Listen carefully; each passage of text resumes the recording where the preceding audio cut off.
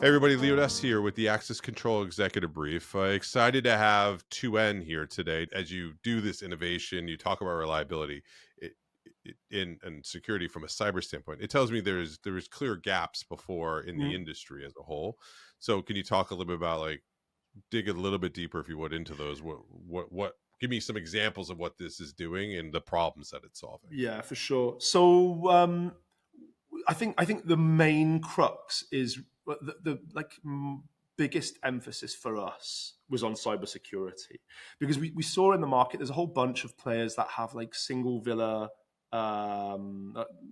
single home, single villa intercoms, single push button intercoms that do a fairly decent job of seeing who's at the door and letting them in.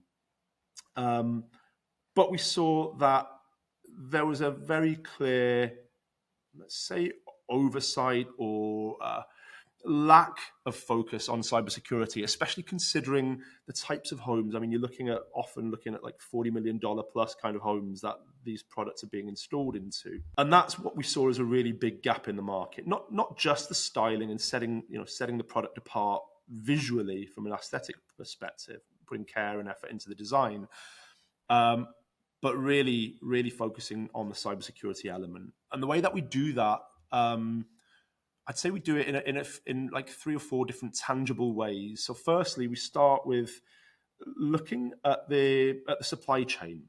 So we're very careful about how we vet and consider the suppliers that we work with. Our parent company, Axis, obviously, because they're also very deeply entrenched in these verticals that are super security sensitive.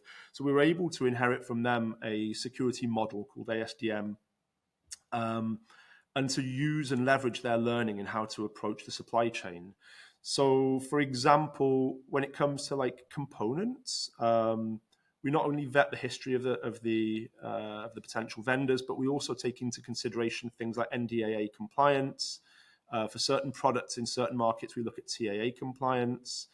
As a company, we gained ISO 27001 certification to ensure that internally, in the way we work together, in the way that we like handle data and manage information, is done in a secure way. We look at external audits from external organizations to look at our software and our platforms, and then we take that seriously. Like what happens on the other side of that when we find some kind of vulnerability. So we recently became accredited or authorized as an issuing authority for CVEs ourselves. And we established a vulnerability management program as well. So where I think in our industry, and ultimately, we're actually looking at smart devices, right? IP-based intercoms and access control are basically kind of smart home devices. In the industry generally, there's been a lack of leadership in like stepping up to the responsibilities and saying, okay, let's own this. Let's be transparent. Let's have a vulnerability reporting process where people can get in touch and say, hey, we've discovered this vulnerability, or we've audited your products and your portfolio and found these issues. Let's engage with them actively. Let's encourage it. Let's post it on our websites to say, hey, this is what we've been doing, and how we're tackling these issues head on. And I think the third pillar, so we talked about like the supply chain and like how we look at suppliers, how we have external agents provide software penetration testing and so on. We talked about the transparency and how we have established these like vulnerability reporting platforms, and we're able to issue CVE notifications. And the third sort of part of that, I think, comes down to certifications.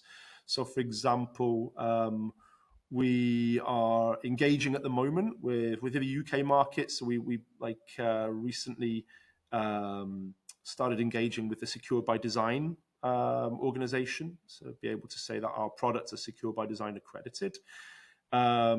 We are looking at NIS2 compliance. So for our cloud infrastructure, we'll be able to stand behind our cybersecurity claims by an actual third-party Body, accreditation. yeah. Yeah. So it's not just good enough to sort of establish the right practices and procedures, but actually to get those practices and procedures which we've got in place accredited with certification by the right kind of bodies that we can then like have as a rubber stamp and stand behind our claims about importance on cybersecurity.